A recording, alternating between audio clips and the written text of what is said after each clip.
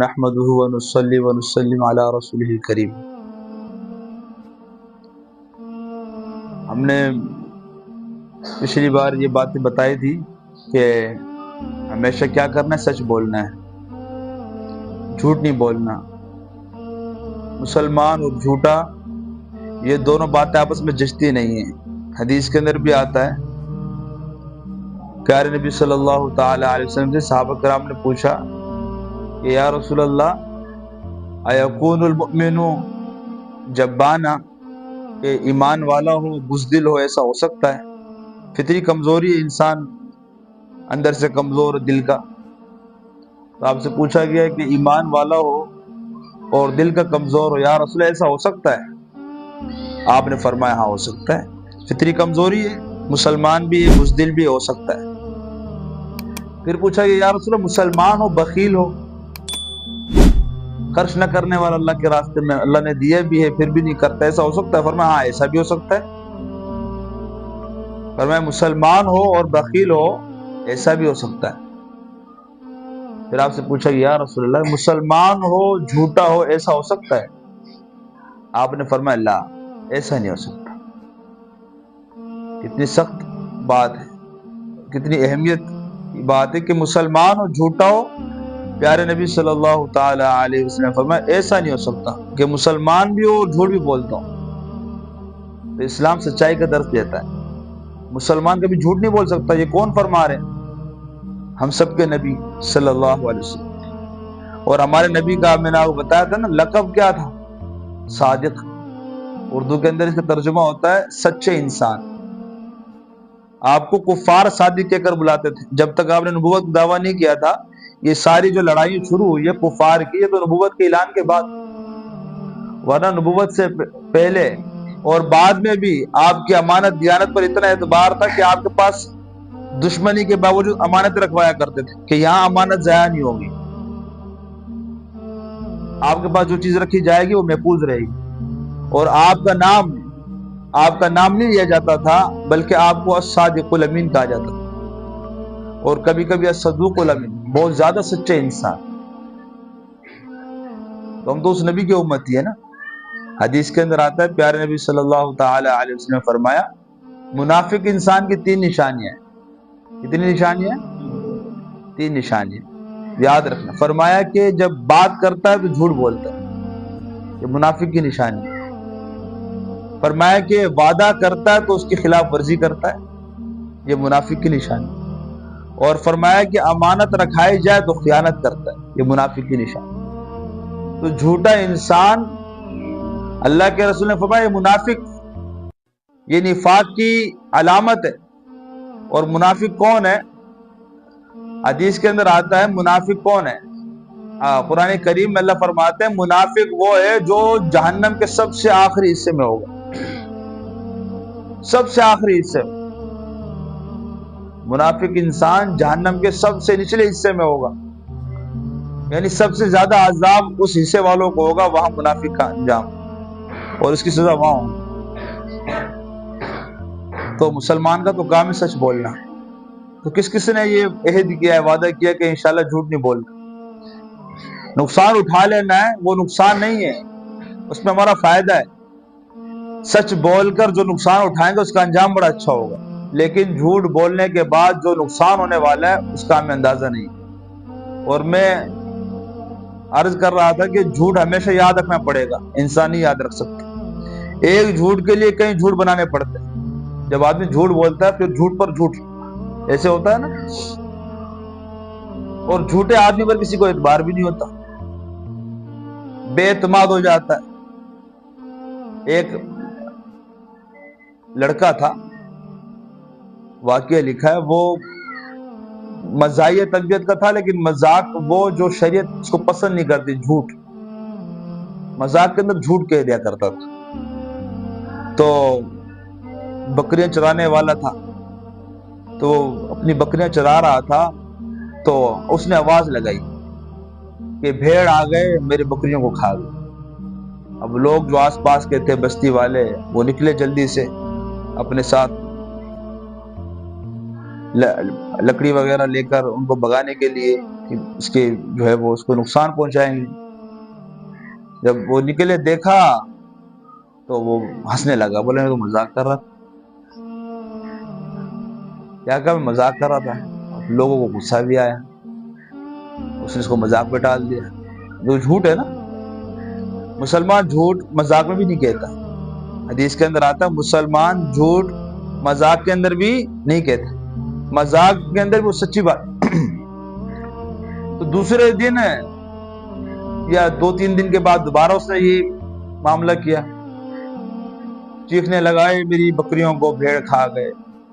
بھیڑ خطرناک جانور، بھیڑیا خطرناک جانور ہوتا ہے، اور وہ اکیلے انسان کو دیکھ کے اس پہ بھی حملہ کرتا ہے، بڑا خونخوار جانور ہے یہ۔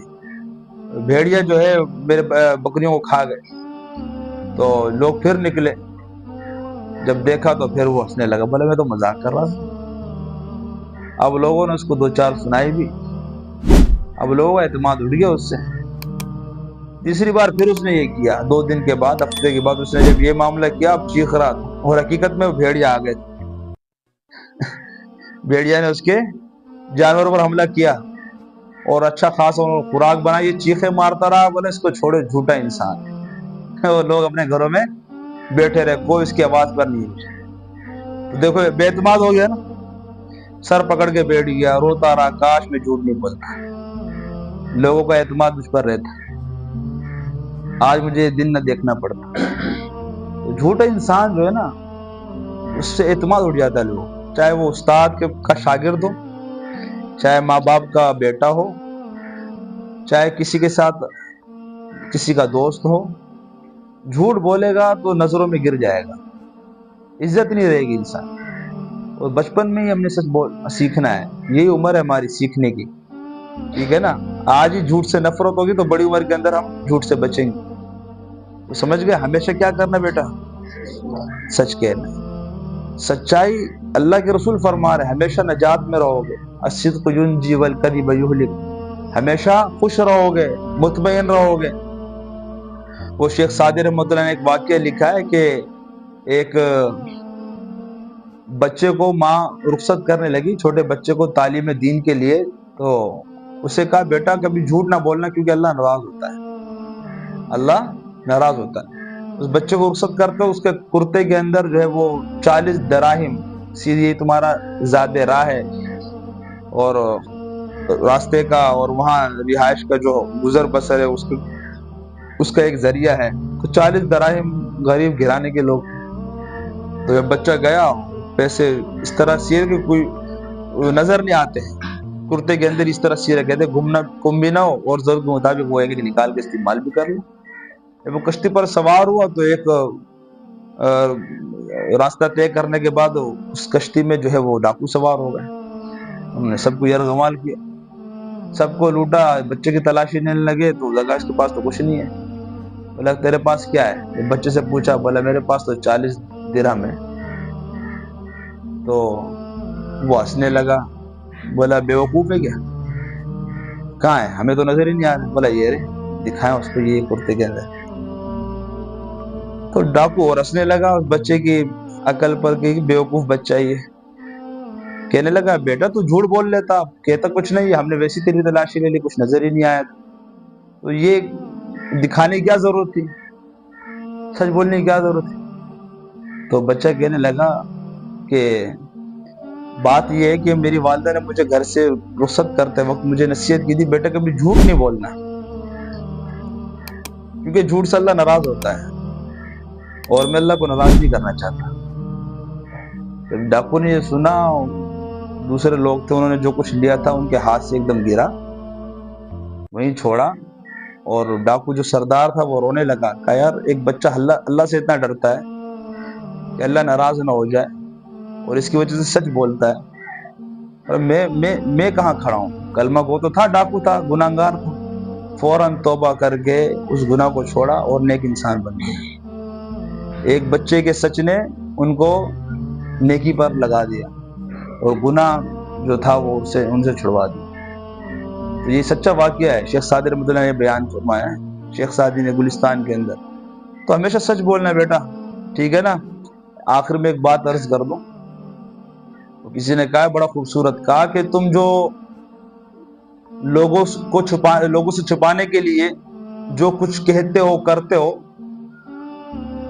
جو کچھ تم لوگوں سے چھپانے کے لیے، یعنی جھوٹ، جو کچھ تم لوگوں سے چھپانے کے لیے کہ سچ ظاہر نہ ہو کہتے ہو یا کرتے ہو، فرمایا وہ سب خدا کے سامنے ہے۔ کیا یہ کافی نہیں ہے؟ کیا یہ بات کافی نہیں ہے کہ جو کچھ تم لوگوں سے کہتے ہو چھپاتے ہو وہ سب خدا کے سامنے ہے؟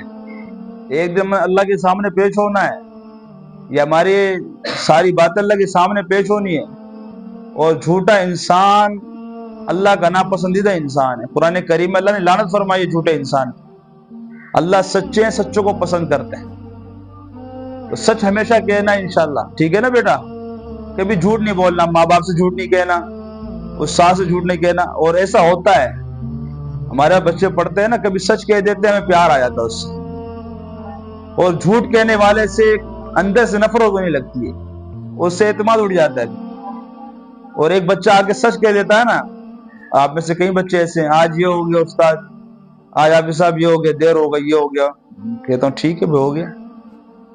تو سچ کہنے سے آدمی، استاد کا بھی دل خوش ہوتا ہے، یار بچہ اچھا ہے، نیک انسان، نیک بچہ، تو انشاءاللہ سچ کہہ رہا ہے، ٹھیک ہے نا بیٹا؟ اللہ تعالیٰ ہم سب کو سچائی کے ساتھ سچی وابستگی نصیب فرما دے، سچ کہنے کی توفیق نصیب فرمائے ہر حال میں۔ اللہ تعالیٰ جھوٹ جیسی خباثت سے، نوست سے ہم سب کی حفاظت فرمائے۔ وآخر دعوانا الحمدللہ۔